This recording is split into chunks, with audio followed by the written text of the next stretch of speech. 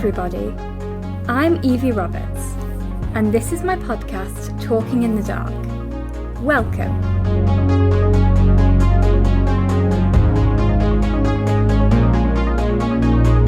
The aim of this podcast is to raise awareness about blindness, visual impairment, and disability in general, in a happy and light-hearted way. For those of you that don't know, I am blind. I was born with a condition called bilateral anophthalmia. Try spelling that one. It basically means that when I was born, my eyes didn't develop properly, so I wear prosthetics instead. The goal of this podcast is to remove some of the stigma and stereotypes around disabilities, whilst also having fun at the same time. Each week, I will be interviewing people from all walks of life, including some with hidden or physical disabilities like mine, and getting to know a little bit more about them and the lives they lead. This week, I am very excited to tell you that I will be talking to author, motivational speaker, Vice President of the Spinal Injuries Association, and survivor of the Manchester Arena bomb attack, Martin Hibbert. My name is Evie Roberts, and this is my podcast, Talking in the Dark. Welcome. Hey Martin, how are you? I'm doing really well, Evie. How are you? I'm really good, thanks. Thank you so much for coming on the podcast. Thank you for inviting me. It's given that all your other guests, I'm a bit thinking about being on it. I don't know if I'm famous enough to be on it, so it's a complete honour to be invited. So thank you. Oh, you totally are. What have you been up to today?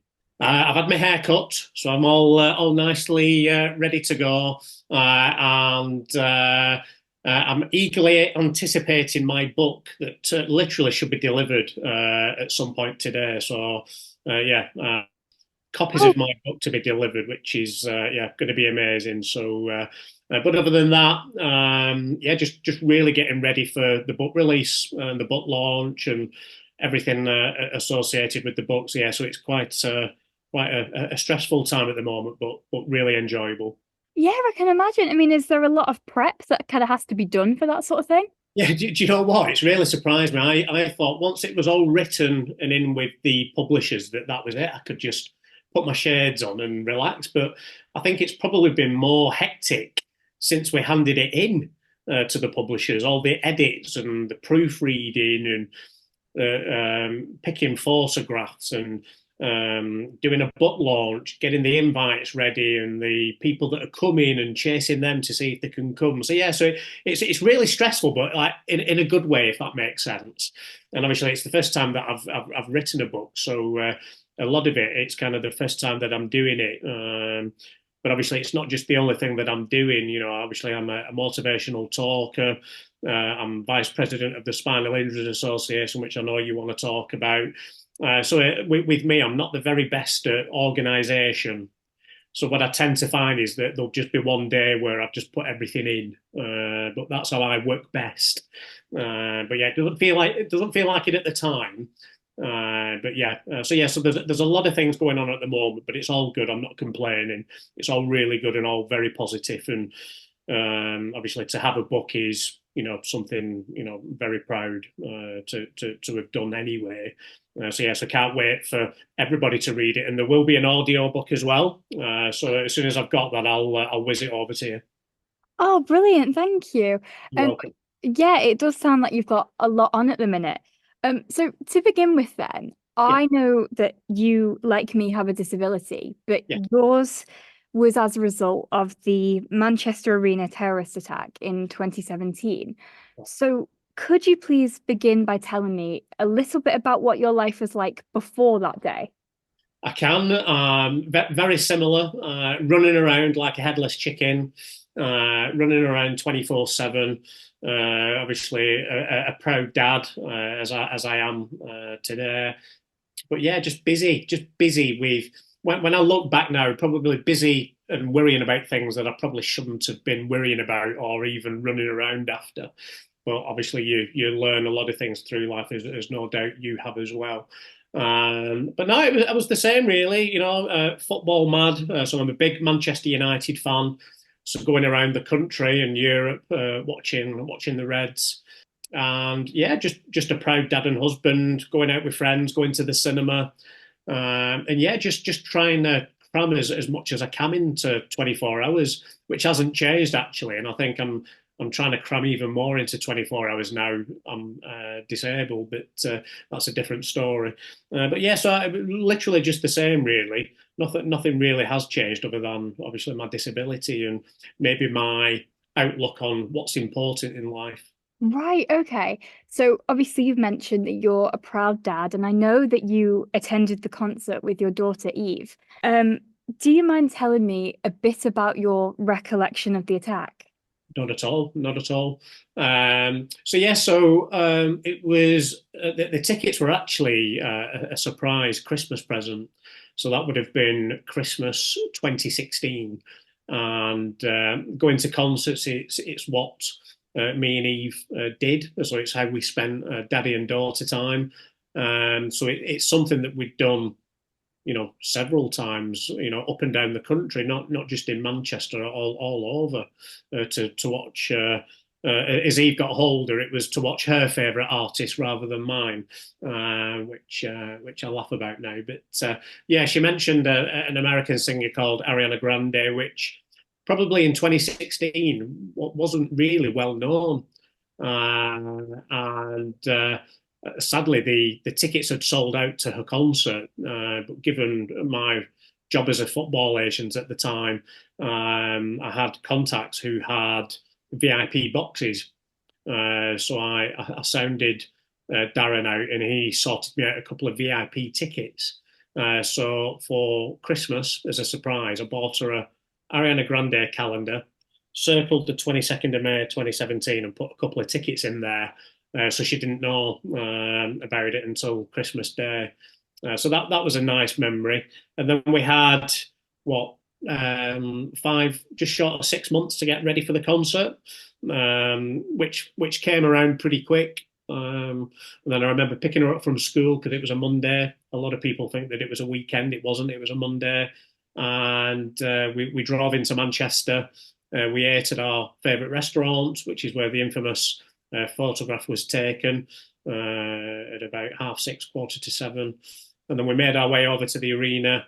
We got in there about 8 o'clock, and like we'd done so many times, just had a great time.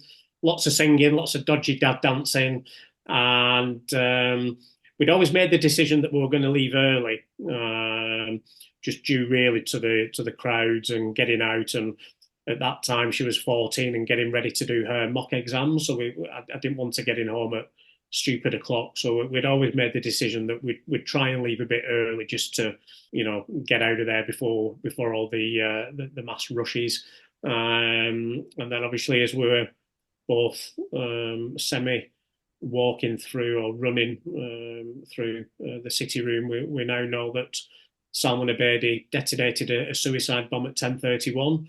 And sadly, me and Eve were stood just 6 meters away when he detonated. Pretty much everybody around us died instantly. But again, given where we were stood, we're both very lucky to be here. We probably shouldn't have survived. There's no real answers as to how we have survived. Thankfully, where I was stood, I shielded Eve from the blast. So I took the brunt of the blast and suffered 22 shrapnel wounds. The two more serious, one that hit me in the centre of the back, totally severed my spinal cord at T10 level. So I've got a T10 complete spinal cord injury, which in layman terms means my spinal cord's been completely severed and I'm paralysed from the belly button down. So literally nothing works, or I can't feel anything from the belly button down. Eve suffered a catastrophic brain injury. We believe that she's the only person to survive that injury in the world.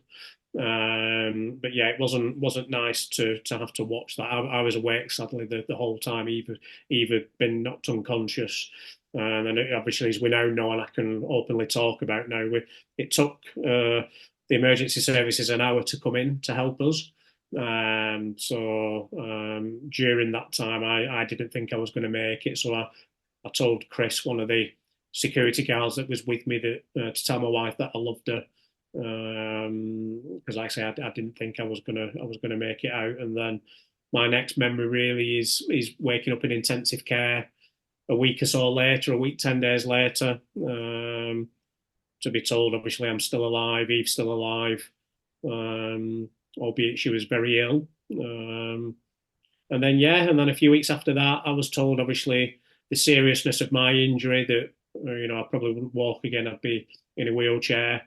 And that's really when kind of this new life kind of started. Oh my gosh, like I mean, just listening to you, recount that event, you have gone through so much. I genuinely can't imagine how difficult that must have been for you and Eve as well. Yeah, Um, yeah. No, it was a double whammy, because obviously it wasn't just me that had suffered life-changing injuries. Obviously, Eve was, very ill. I mean, again, I talk about it a lot now, but we've only known about it probably for the last couple of years, but just with all the legal stuff and the things that we've read. But the coroner was actually ringing Eve's ward every day because they thought she was going to be number 23. That's how close she was. And I've recently seen, over the last 12 months, again, just some of the legal stuff that we're doing now, that one of the reasons why they didn't tell me about my injuries, I didn't find out about my injuries until maybe 3 or 4 weeks after. But it was down to the fact that they didn't think Eve was going to make it. So they had to work out how they were going to tell me, one, that I'd been paralysed and I wouldn't walk again, but that I'd lost my daughter as well. Thankfully, that conversation didn't have to happen. But to know that those meetings and conversations were taking place does send a shiver down my spine. So I know that she was gravely ill, and the odds were against her. But as I say to a lot of people, she's a Hibbert, and we're built a bit different, and we're very stubborn. So we decide when we go, not anybody else. So yeah, she's a typical Hibbert, defying the laws of gravity. yeah, it definitely sounds like it. Now, I know that there's often sort of a transition period to learning to live with the disability. Yeah. So, can you tell me a bit about what that journey was like for you? Yeah, it was. It's probably the question that I get asked the most when I'm going around the country or the world, talking about my story. A lot of people can't really get into the head how they would cope with it, or even if they could, and they see me doing the things that I'm doing, with a big smile on the face, and it perplexes a lot of people. The only answer that I can give, and it's a bit of a long answer, so I'll apologise now, but the only answer that I can give, and the only answer that really makes sense in my head, is I can only really go back to what happened on that night, the 22nd of May 2017. And what you've got to remember is, obviously, I was awake through the whole thing. So the bomb going off, falling to the floor, losing a lot of blood that I can see. But obviously, seeing my daughter, I could see that she was dying. I knew that I was dying.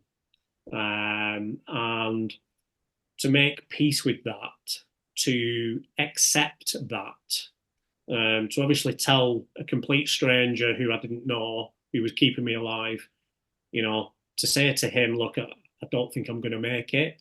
So will you please tell my wife, Gabby, that I love her, and that, I'll always love her. And hopefully, Eve makes it out and she survives. But I literally couldn't hang on anymore. So to go through that, to accept that, and to make peace with that, and to say bye to everybody in your house, in your head, it takes a lot to go through that and to accept it and to make peace with it. But I did. So to then, obviously, fast forward a week, 10 days, to then wake up to be told I'm alive, Eve's alive.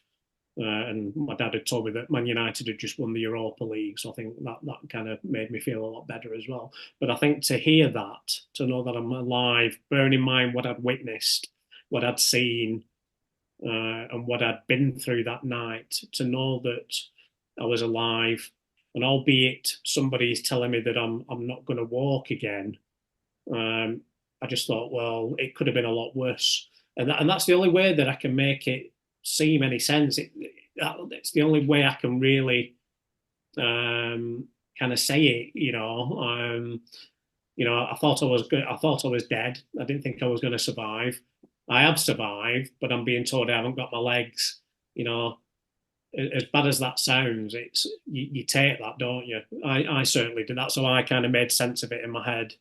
Um, and that's it really. It was a sense of, look, I'm here. I shouldn't be here, bearing in mind what I saw that night and the injuries that we'd received. So, I'm going to make sure I live every day to the full, and I'm going to use this event. I'm going to use my story as a catalyst for good, a force for good. And that's what I did. I made sure that I was in physio every day, even though I didn't want to be in there, because I didn't want to be in hospital. Obviously, I wanted to be at the side of Eve and making sure she was okay. So it was tough. But as I said before, because it was a double-edged sword. Obviously, I'd been severely injured, but so had my daughter. But I had to concentrate on myself, which, as a loving dad, I found very difficult. To be selfish and to concentrate on myself when I wanted to, be holding Eve's hand and stuff. So that was the journey, but that was the attitude, and that was pretty much the attitude from minute one, really. I didn't want any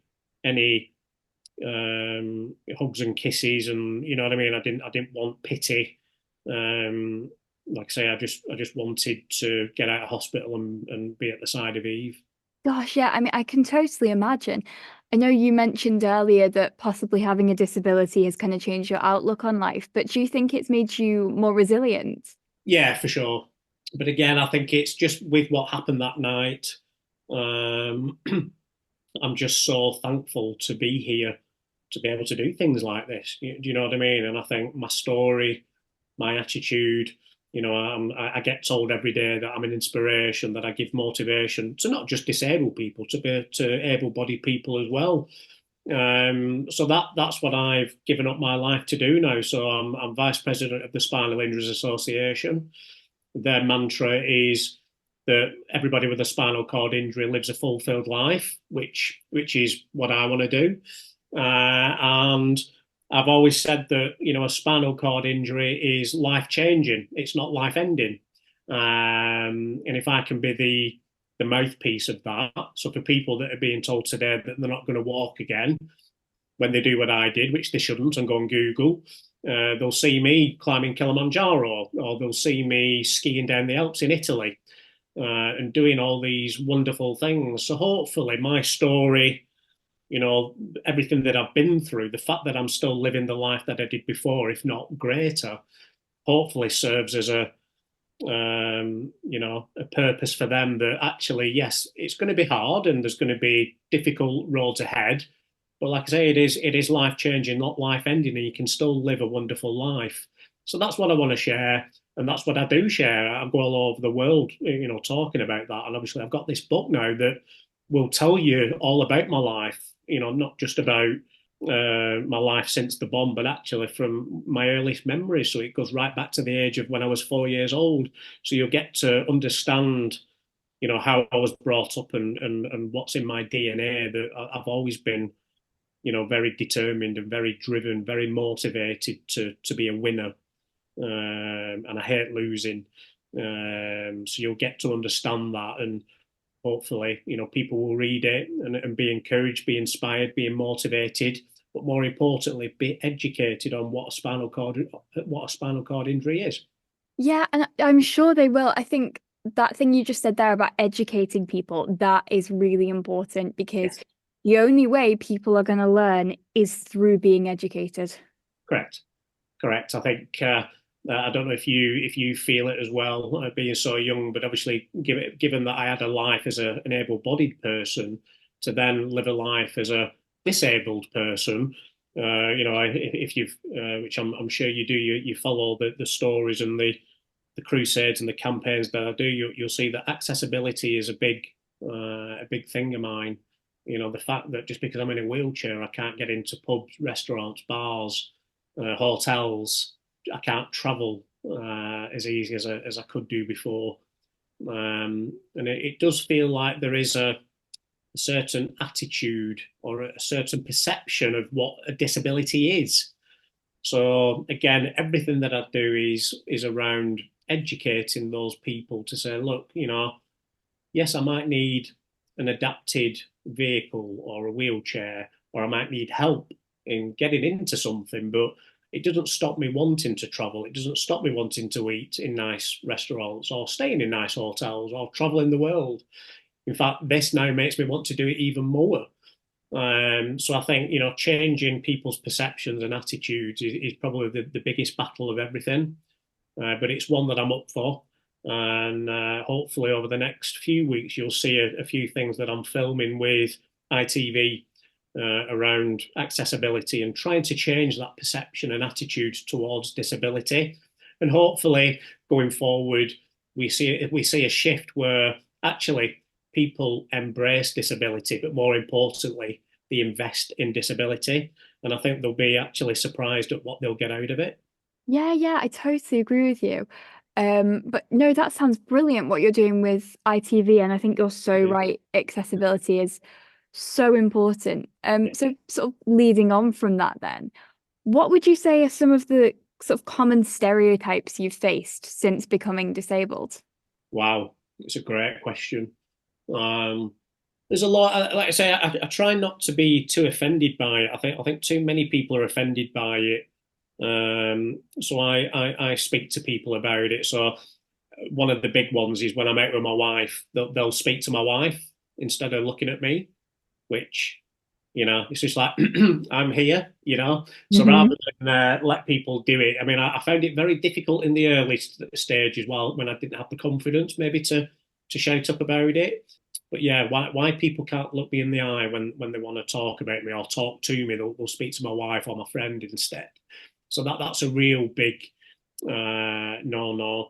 And I think people just thinking about what I can and cannot do. That's the biggest thing for me. You know, don't say that I can't do anything because I'll prove you wrong. You know, a lot of people didn't think I'd be able to do Kilimanjaro, you know, and I proved them wrong on that. So I think it's, you know, if you've got a question, just ask. I always say to people, look, no question is stupid. If you don't know the answer to it, I'd rather you ask me. I'll never be offended about anything. I'd rather you ask and be educated on it so that you either know about it and can tell others, or you can learn from it and be a better person because of it. But yeah, I think certainly the accessibility side of things, you know, hotels not having accessible rooms, you know, what are they thinking that disabled people don't want to stay in that hotel or that disabled people don't want to eat or drink in certain restaurants and bars? You know, going down to London, which, you know, it's a lovely city, but as a disabled person in a wheelchair, it's so difficult to navigate around. You know, you can't use the tube. It's very hard to get one of the buses down there for them to stop and pull over. So I end up just using black cabs. But there's a long way to go on accessibility, and there's not a lot of people that'll get round a table and talk about it. But I'm trying to change that. You know, to have those uncomfortable conversations and debates that we need to have for us to change and to move forward. So I'm trying to start those debates and conversations. So hopefully, you know, over the next kind of 12 months, we'll see a real shift in that. Yeah, I completely agree with you. You're so right. Some like there's work that needs to be done and there's a lot of it. And someone has got to start those conversations. Someone has got to be raising awareness about this type of thing. But those stereotypes you've just mentioned there, I definitely have faced both of them many times in my life before, especially people talking to the person I'm with, not me. I've Yeah, had that a lot. that's probably the big one because I think it's so rude and they're doing it in your face. So that's probably the big one. Like I say, I don't get as angry with it now. I just kind of say something on the spot, but do it in a way that's both respectful and courteous. but at the same time, obviously showing that I mean business.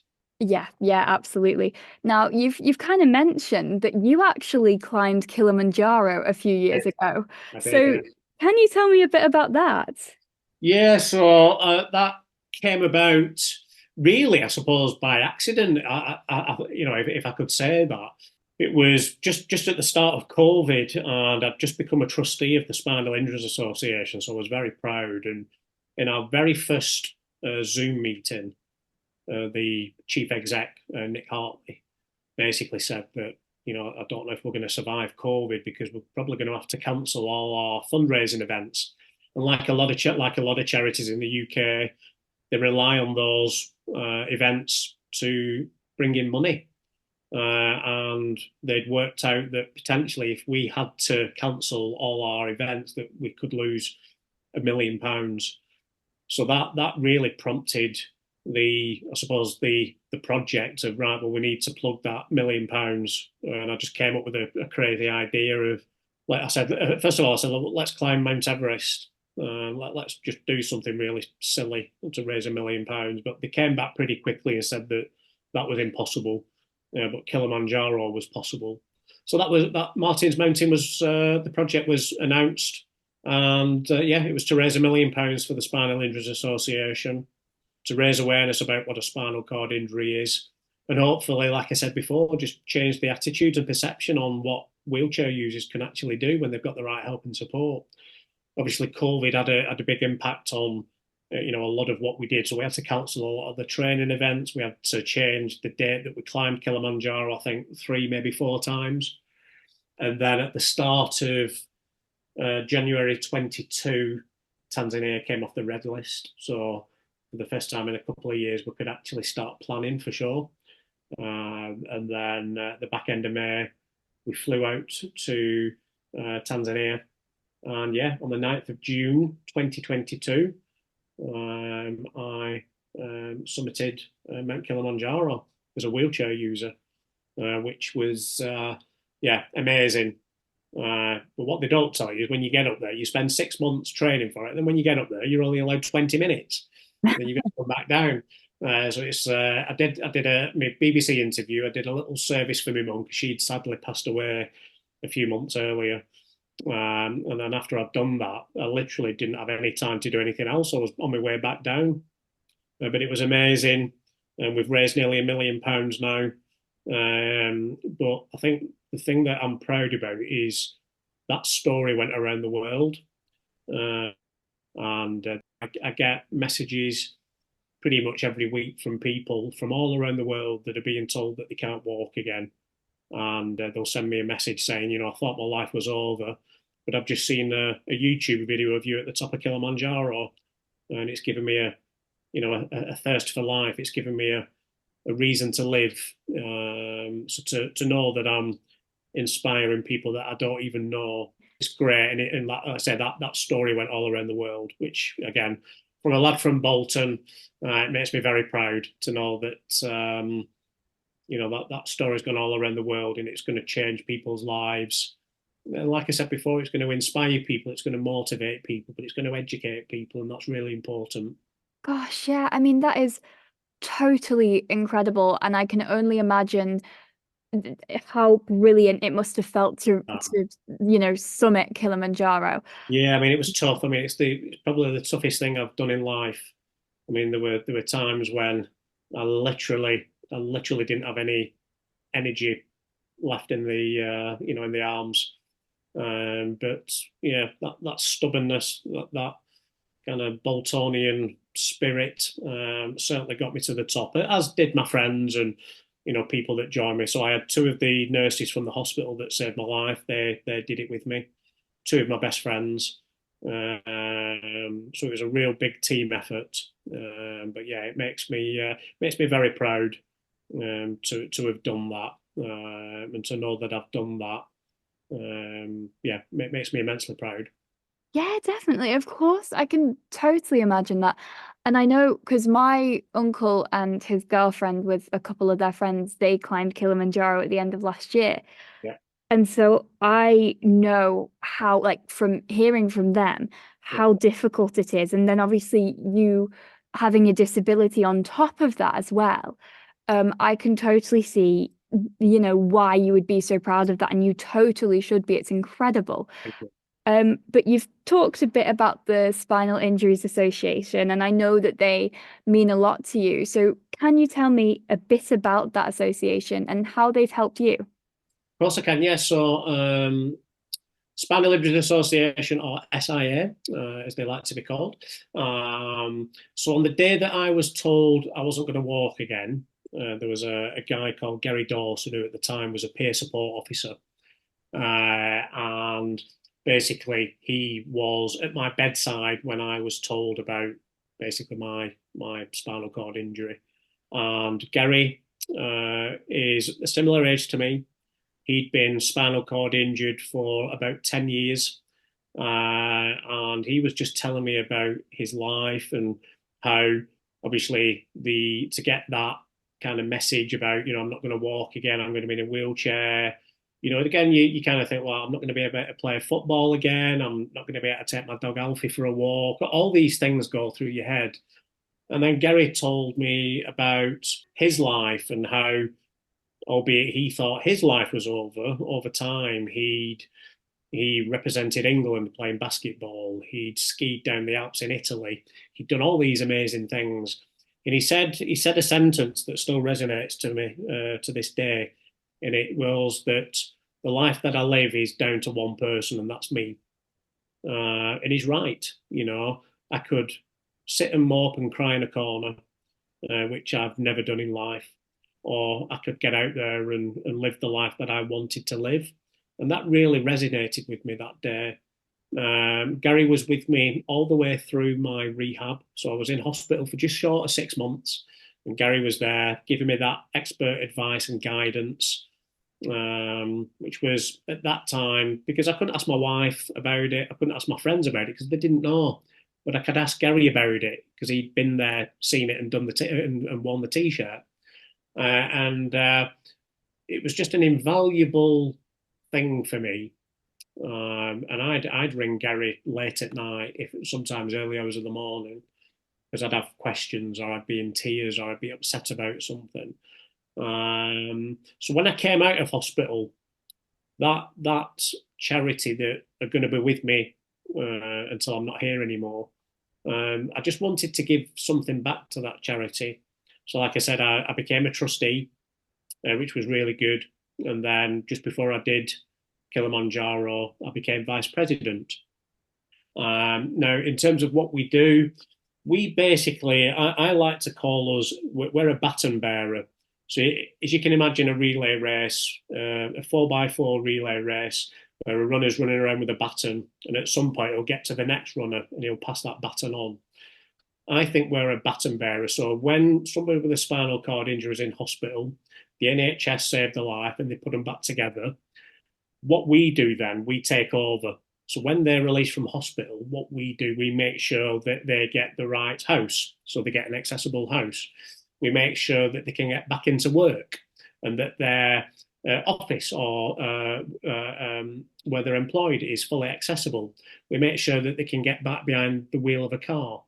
We'll give them legal advice. We'll give them financial advice. We basically try and make them live a fulfilled life. And we've got a lot of contacts that we can use to support that, whether that's people like Gary Dawson, a peer support officer that can be with them with the day-to-day things, or we've got more qualified support like legal advice, solicitors, accountants. We've got medical advice, so we've got spinal injury nurses. We've got all different kinds. We've got mental health support.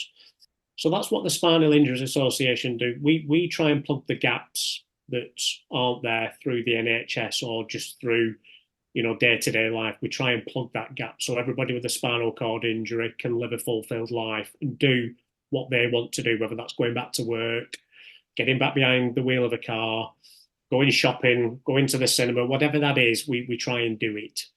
It's an amazing charity. And I'm really proud to say that we survived COVID. And like I say, the things that I do when I'm on TV and radio have now made the Spinal Injuries Association a bigger charity now. So we're probably bringing in double the turnover we did when I first started in 2019. So hopefully, over the next 7 years, we're going to double that now, and we'll be a £10 million turnover charity. So we're getting bigger and bigger every year, which is great. And hopefully, the desire and the plan is that we try and reach more and more people with spinal cord injuries, and that's the dream, that everybody with a spinal cord injury gets sent to the Spinal Injuries Association, and when we've done that, that's when we can maybe say that we're doing what we should be doing. Yeah, absolutely. And I mean, that sounds absolutely phenomenal. Now, I would imagine that living with your injuries and the sort of aftermath of the attack, I would imagine that must sort of take its toll some days. So, what would you say motivates you to sort of keep pushing through? Yeah, it's difficult. I mean, I still suffer with PTSD and depression. So I do. I talk about life with a spinal cord injury and going through what I've gone through. The best way I can describe it is my life feels like a never-ending game of snakes and ladders, where you think you're climbing the ladders and you get in to that the number 100, and then all of a sudden you'll throw a dice, and all of a sudden you're on a slippery snake and you're back at number one. That's the only way I can describe my life. It is literally highs and lows, and it took me a while to get used to it. I took every low really hard, starting from scratch again. But I think over the last 7 years, I've kind of coped with that a bit more. I think the only thing that really I don't look forward to is the anniversary. So the 22nd of May is always a difficult day. I wish I could just hibernate for that day. I wish I could just sleep maybe for that day. But I say it's the one day of the year that I don't look forward to, and even though I try not to do it, I end up tracing my steps through what we're doing throughout the day, and then when it gets to 8 o'clock when we're coming into the arena, or 10:30 when we were leaving the box, and then to know that we were fighting for our lives, and we were in operating theatres, and having our lives saved, and that all this was going on, and I didn't have a clue about it, and how the impact that had on my mum and my dad and my brothers and my friends and family. So yeah, so that I still haven't got my head around that, and I don't know if I ever will. But it's like I said before, what I try and do, I try and listen to music, or maybe watch a film. I just try and take my mind away from it, which I'm getting better at. So I do have a few coping mechanisms like music and film. I'll go out for a walk with my wife and our dog Alfie. So yeah, it's just trying to put my mind into a different scenario where I'm not thinking about things. But it can be tough. There's no doubt you'll probably have the same things as well. And it's really easy to think about the negative. So I always try and think about the positives in my life.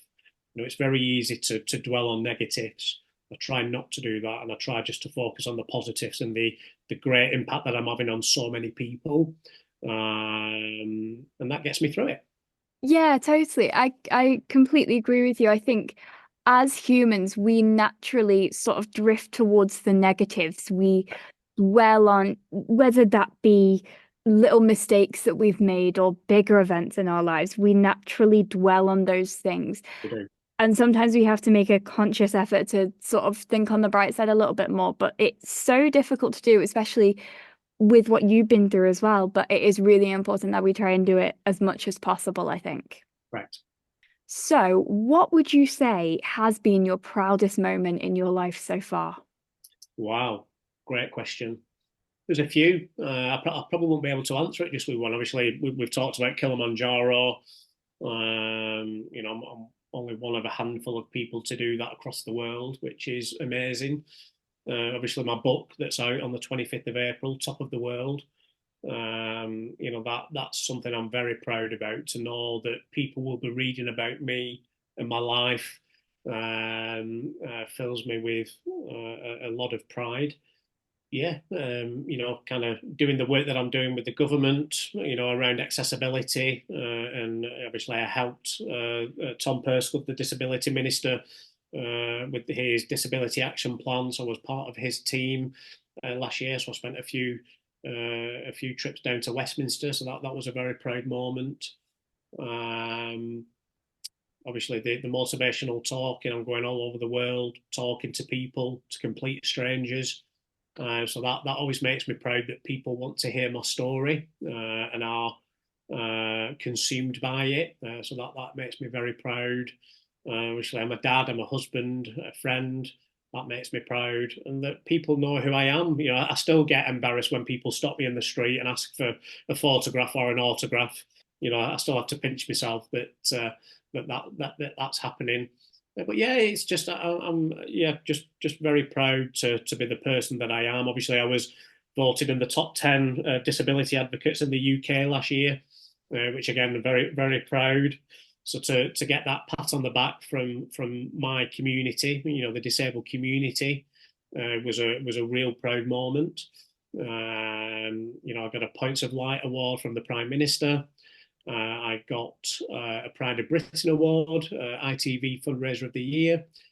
So a lot of things to be proud about, and hopefully there'll be a lot more in the future. Yeah, I'm sure there will be. And my gosh, you have so much to be proud of. Thank you. But honestly, thank you so much for coming on the podcast.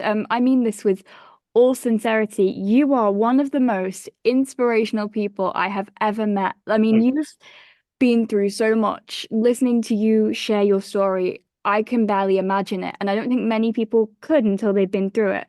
And you've been through so much, and you are so positive and so incredible. So just thank you for, sharing your story. It's been such a privilege to talk to you.